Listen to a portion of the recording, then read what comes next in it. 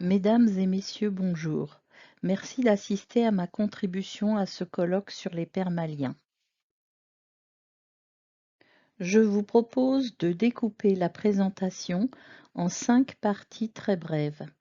Une présentation de mon expérience, un constat sur les permaliens, une incursion au 50e siècle, une solution de secours et une solution pour améliorer la qualité des bases de données généalogiques et historiques.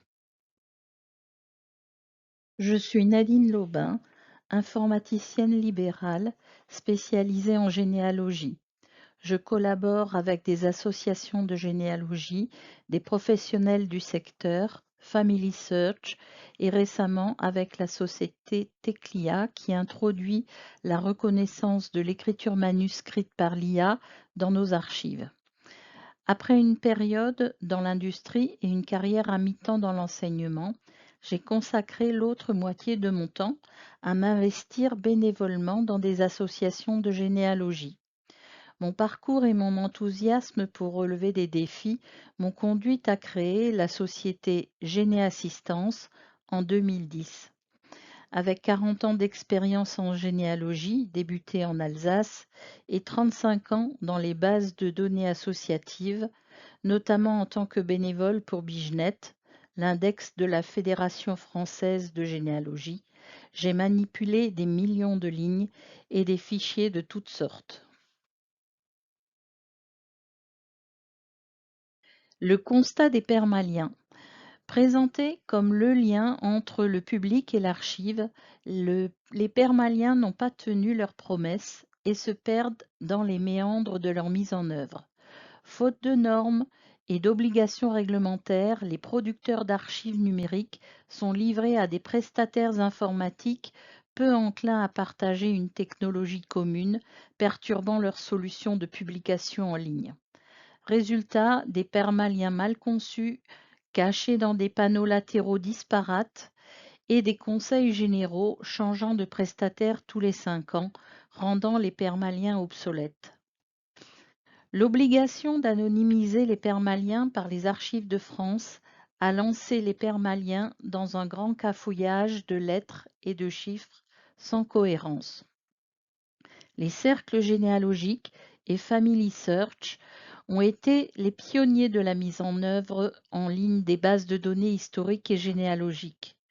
Leur expertise aurait pu être valorisée. Lier chaque registre dépouillé avec ses permaliens et l'image numérique en ligne aurait dû s'imposer. Non, les archives se sont lancées dans la réalisation de bases de données et les cercles généalogiques se sont lancés dans la numérisation d'archives. Que de temps perdu! Là aussi, le défaut de consigne, le manque d'organisation a été fatal à la démocratisation des permaliens. Imaginons le 50e siècle. La quantité de données numériques sera inimaginable pour nous. Les bibliothèques auront disparu, nos archives physiques réduites en poussière. Les archéologues du futur n'exploreront plus la boue, mais nos traces informatiques. Les permaliens seront les os qu'ils assembleront pour reconstituer notre histoire, nos registres. Qui créera et distribuera ces permaliens pérennes et immuables? Leur structure devrait reposer sur la logique organisationnelle informatique et sur la logique du détenteur de l'archive. Un préfixe immuable comme arc suivi de 5 chiffres représentant par exemple le millénaire de la source, suivi d'une ou de séquences liées à la source, et pour finir une dernière séquence relativement courte et chronologique composée de lettres et de chiffres mélangés. Ce nommage pourrait être utilisé par un service d'archives, un cercle généalogique ou historique ou une société commerciale sans dépendre d'un distributeur d'arcs. Il faudrait renoncer au permalien aléatoire, identifier la source, format normalisé, ISO ou autre, et respecter l'intégrité de l'œuvre. Les permaliens des images numériques devraient suivre une série logique et chronologique. Ainsi, l'archéologue du 50e siècle pourra déterrer d'une montagne de données un permalien et demander à l'IA de son époque de lui extraire les permaliens semblables et chronologiquement voisins afin de reconstituer le document original numérisé, comme par exemple la Bible de Gutenberg dont les arcs se suivent bien sur Gallica. Après m'être faite piéger par les permaliens, pas perma du tout, et en attendant un consensus satisfaisant, j'ai décidé d'ignorer les arcs et j'ai développé une technique personnelle et adaptative pour mes dépouillements. Pour maintenir le lien entre le dépouillement et l'image numérisée disponible en ligne, j'associe mes bases avec deux éléments. Premièrement, la cote de l'archive dans l'inventaire de la série dépouillée, colonne en jaune, ici la série 2U, précédée du code ISO du conservateur de l'archive, FRAD 078, signifiant France, Archives départementales des Yvelines 78. Deuxièmement, le ou les noms exacts des images numériques telles que composées par les archives 78 dans une ou plusieurs colonnes séparées, euh, orange, vert, violet ici. Si les archives renomment leurs images, je peux mettre à jour les noms grâce au séparateur underscore qui découpe le nom de l'image en segments. Un simple rechercher-remplacer me permettra de modifier tout ou partie des segments. Les images étant numérisées dans l'ordre chronologique des pages du registre, les 4 derniers digits utilisés pour le segment du numéro de la photo préservent cet ordre. Je peux facilement isoler ce dernier segment, le modifier avec l'incrémentation automatique d'Excel, puis reconstituer le nom entier avec une formule de concaténation. Cela me permettra de proposer un outil de recherche en ligne pour cette série avec l'affichage des photos de la source originale lorsque la base sera dépouillée en totalité.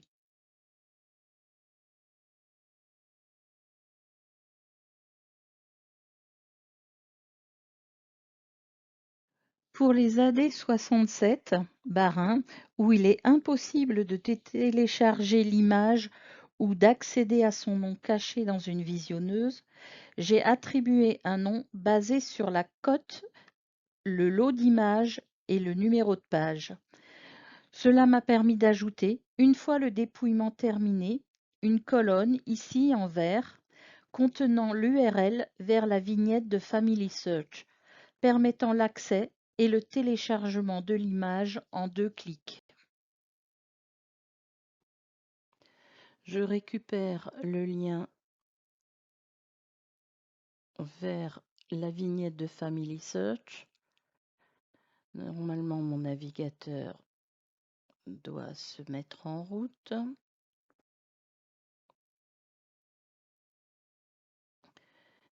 Évidemment, il me demande si je veux ouvrir une session. Je lui dis oui.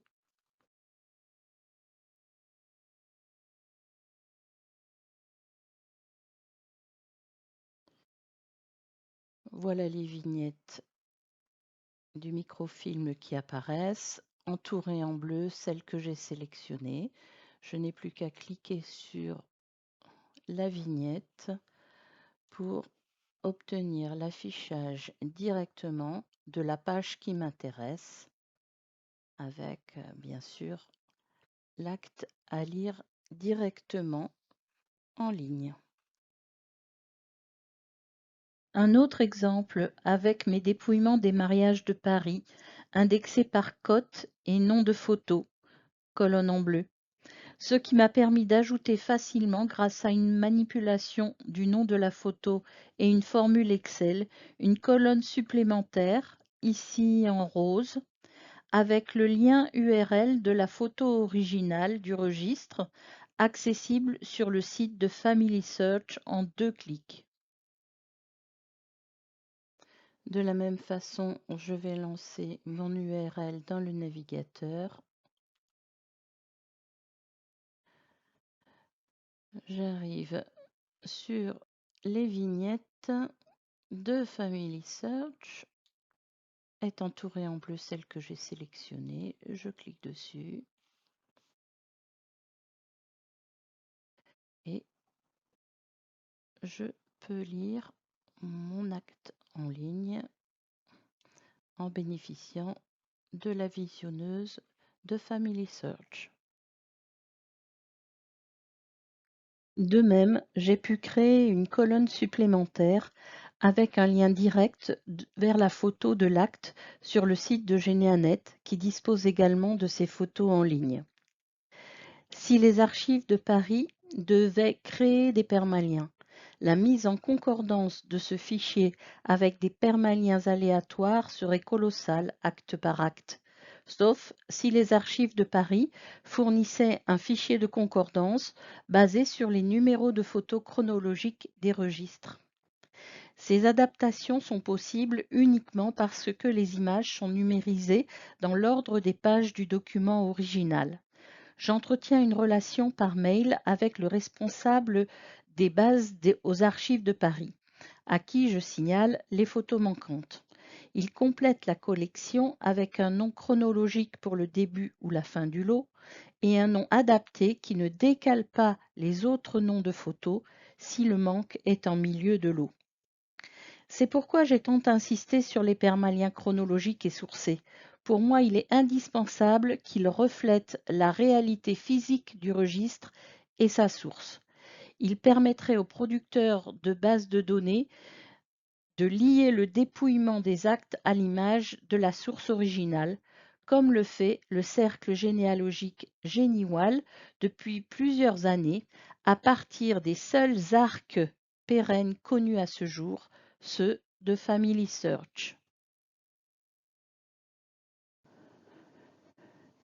Voyons maintenant le cinquième point, la qualité des dépouillements. Quelles données léguerons-nous au XVe siècle? L'intérêt des permaliens dans les bases de données est de permettre un accès rapide à la source des données, facilitant ainsi la recherche. Cependant, pour être efficace, la base de données doit être exempte d'erreurs. Certains diront que c'est impossible car l'humain et l'IA sont faillibles. D'où l'importance de pouvoir lire l'acte original et d'y relever les informations réellement inscrites, tant pour les généalogistes que pour les chercheurs, les étudiants et le public des archives. Malheureusement, une base de mauvaise qualité ne permettra pas cet accès à l'original et les sources mal indexées risquent de tomber dans l'oubli numérique. Relire et corriger une base de données est chronophage et peu de producteurs, archives ou cercles s'y attellent. Pourtant, une petite étude que j'ai réalisée sur le dépouillement des mariages de Paris, disponible en ligne sur Généanet, relève l'ampleur du problème. Même pour des écritures modernes de 1870 et des documents bien lisibles, le taux d'erreur varie entre 40 et 75%. Ce taux grimpe très fortement dès que les écritures ou la qualité de l'image se dégradent. Avant toute publication, je m'astreins à un contrôle strict de toutes les colonnes de mes dépouillements. Mais pour la saisie, j'utilise depuis plus de 25 ans un logiciel qui en augmente considérablement la fiabilité et la rapidité. Il s'agit de la reconnaissance vocale, qui me permet de lire les actes directement dans un logiciel de saisie, comme Excel, Généatique, Eredis, Nimeg ou tout formulaire en ligne tels que ceux de Teclia, Family Search ou les archives. J'ai adapté ce logiciel initialement destiné aux secrétaires et aux médecins en intégrant des vocabulaires généalogiques spécifiques à mes dépouillements. Voici une petite démonstration avec le dépouillement des registres de la cour d'assises de Seine-et-Oise. Pour ces registres volumineux, j'utilise deux écrans. L'un affiche la photo de l'acte, l'autre mon fichier Excel. Les arrêts rédigés sur 1 à 15 pages entièrement manuscrites nécessitent de collecter les informations en lisant le texte. Comme je n'ai pas deux écrans ici, j'ai préparé les informations entrées dans la base pour quelques actes. 12, Toutmage Martin, Antoine, 33 ans, en mine terrassier, Évêquemont, en mine sans domicile fixe, Champagne-sur-Oise, en mine vol avec effraction de chemise, virgule, de pantalons et divers autres objets, Toutmage Durand Étienne, 5 ans de travaux forcés, signe plus frais du procès. 12,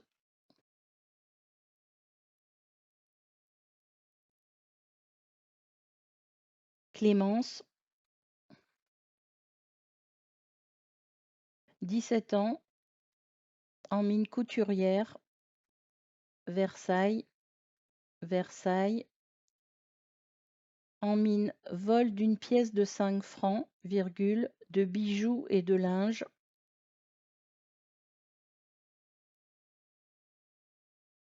2 ans d'emprisonnement, signe plus frais du procès. 13, Toutmage Roche,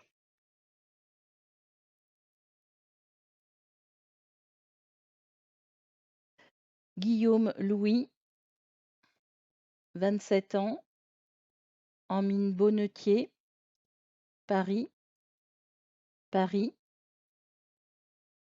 en mine complicité de faux et usage de faux en écriture de commerce. 6 ans d'emprisonnement, signe plus, carcan, signe plus, 100 francs d'amende, signe plus, frais du procès.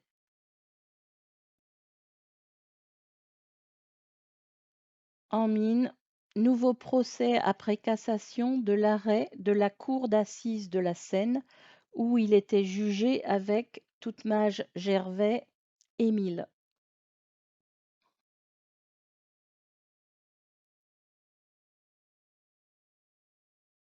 16,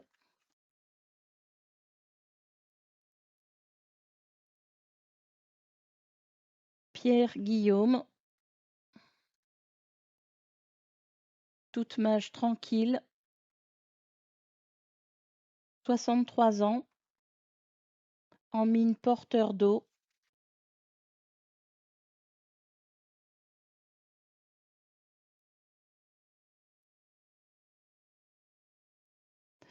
Saint-Germain-en-Laye, Saint-Germain-en-Laye, en mine attentat à la pub d'heure,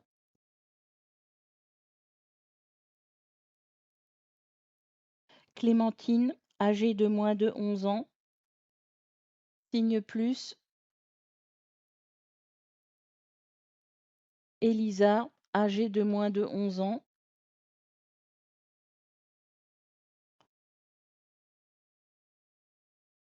en mine acquittée.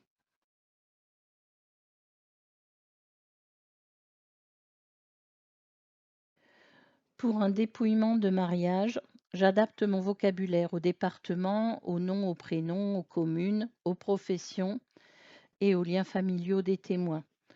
Sans reprendre un nouveau fichier, voilà ce que je dicte pour l'Alsace. Les dates 15/03/1877, 01/01/1695, 10/Floréal/12, 05/jour complémentaire/ chiffre romain 12. Les noms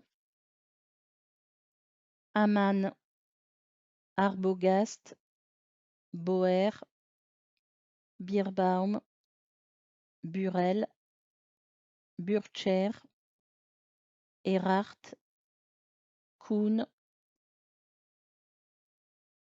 Les prénoms: Anthony, Marie-Ève, Martsolf, Amine prénom manque, Thiébaut,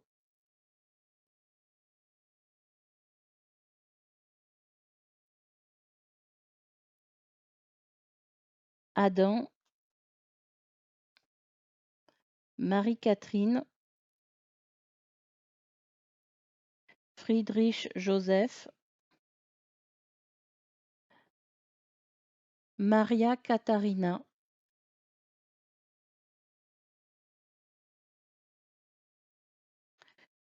L'âge: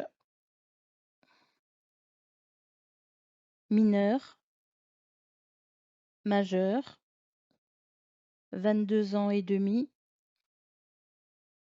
17 ans, 3 mois, 27 ans. L'origine: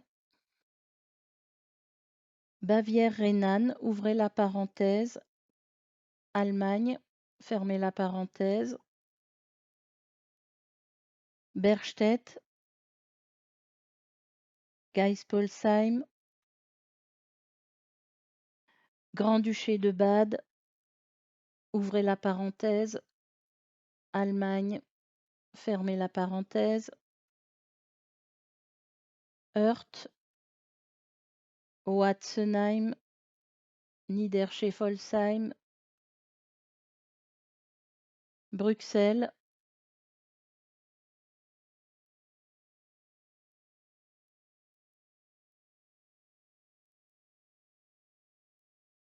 Belgique,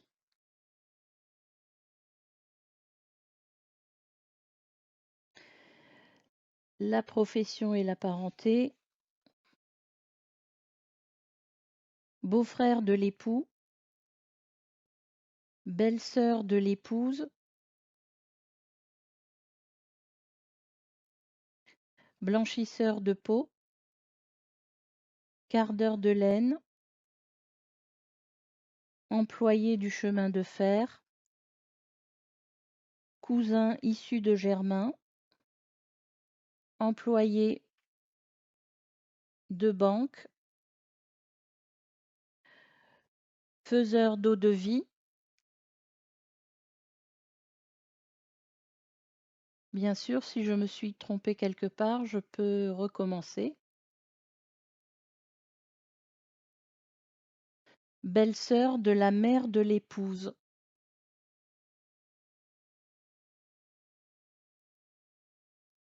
Et juste pour finir, en quelques homophones en vrac: chevalier, en mine chevalier, chevalier toute mage chevalier, chevadelier, Barthélemy, Barthélémois.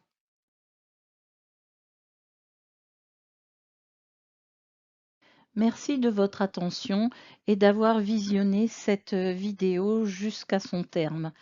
À bientôt, au revoir.